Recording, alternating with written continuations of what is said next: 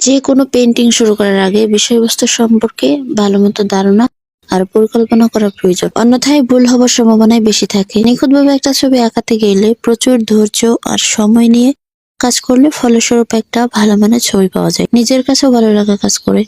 এই 6 মাসে পেন্টিং এর পেছনে যে সময়টা ব্যয় করেছি ততদিনে ভালো মতো পড়লে হয়তো ভাগ্য বদলে যেত। ডিটেইল পেন্টিং এর ক্ষেত্রে বিভিন্ন কৌশল, layering, glazing, die brush, layering এর মাধ্যমে রঙের স্তর তৈরি করে গভীরতা ও টেক্সচার যোগ করা হয়। গ্লেজিং এর মাধ্যমে স্বচ্ছ রঙের পাতলা স্তর প্রয়োগ করে স্বচ্ছ শেড তৈরি করা হয়। ডিটেইল পেন্টিং এর বিষয়বস্তু বিভিন্ন রকম হতে পারে, যেমন প্রকৃতি, প্রাকৃতিক দৃশ্য, স্থির জীবন, বিভিন্ন রকমের প্রাণী।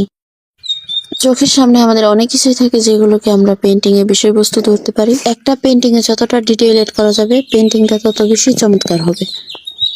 এই ধরনের আর্টে ছোট্ট জটিল বিষয়বস্তু যেমন ফুল, কীটপতঙ্গ, ক্ষুদ্র ক্ষুদ্র বস্তুগুলি দক্ষতার সহিত ফুটিয়ে তুলতে হয়।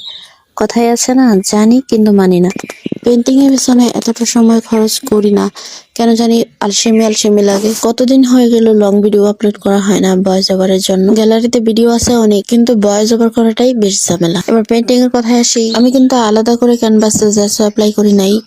ক্যানভাসটা অতটা ভালো ছিল না, রঙে পানি মিক্স করে আমি পুরোটা ক্যানভাসে কাজ করেছি। আগে থেকে ক্যানভাসটাকে আমি পানি দিয়ে হালকা করে ভিজিয়ে নিয়েছিলাম, সেই জন্য রঙগুলো বেশ ভালোভাবেই ক্যানভাসে ব্লেন্ড হচ্ছিল। এদিকে কথা বলতে বলতে দূরের গাছপালা, ঘর বাড়ি, উঠানের কাজটাও আমার প্রায় করা শেষ। এবার শুধু গাছের কাজটা বাকি আছে। গাছের কাজটা আমি তোমাদের দেখাতে পারিনি এই জন্য যে ওটার ভিডিও ক্লিপই নেওয়া হয় নাই। বাকি আমি উঠানটার চারপাশে কালো কালার দিয়ে প্রথমে বেস কালার করে নিয়েছিলাম। এবার একটা নষ্ট ব্রাশের সাহায্যে আমি ছোট ছোট গাছগুলো আঁকবো। নষ্ট ব্রাশ কিন্তু গাছ আঁকার জন্য খুবই উপকারী, তাই তো নষ্ট ব্রাশ গুলো ফেলে না দিয়ে রেখে দিও, কাজে আসবে। তারপরে আমি যেটা করব, গাছগুলোর উজ্জ্বলতা বেশি আনার জন্য ইয়েলো কালারের সাথে গ্রিন কালার মিক্স করে একটা নতুন কালার বানিয়ে ছোট ছোট কিছু ডটের মধ্যে এঁকে নেব।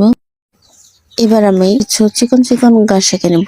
এই গাছগুলো আঁকার জন্য কিন্তু একটা ভালো চিকন লাইনার ব্রাশ হলে বেশি ভালো হয়। এই ছবিটা বেশ কয়েক মাস আগে আঁকা, তাই তখন আমার কাছে কোনো লাইনার ব্রাশ ছিল না, তাই আমি এই ব্রাশটা দিয়ে কাজ করে নিয়েছি। তোমরা দেখতেই পাচ্ছ গাছগুলো আঁকার সময় একরকম ছিল, আঁকার পরে কিন্তু অন্যরকম হয়ে গেছে।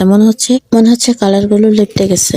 এখানে নতুন আরো একটা কালার বানিয়ে গাছের লেয়ার আরেকটা দিলে বেশি ভালো হতো। যাই হোক, তখন সেটা আর মাথায় আসে নাই। এবার আমি বাঁশের বেড়া এঁকে নেব। আর এই বাঁশের বেড়াটা আঁকা কিন্তু ভীষণ ইজি। আরো একটা বেড়া ওই চোখের ওইদিকে এঁকে নেব। আমি জানি আমার কথা বলার ধরন অতটাও ভালো নয়, তাই ভুল টুল কিছু যদি বলি তা তোমরা কিছু মনে করো না, কারণ এত বড় ভিডিওতে আমি কি বলবো আমি কোনো ভাষা খুঁজে পাচ্ছিলাম না। আর এদিকে আমার পেন্টিংটাও প্রায় শেষ। এতক্ষণ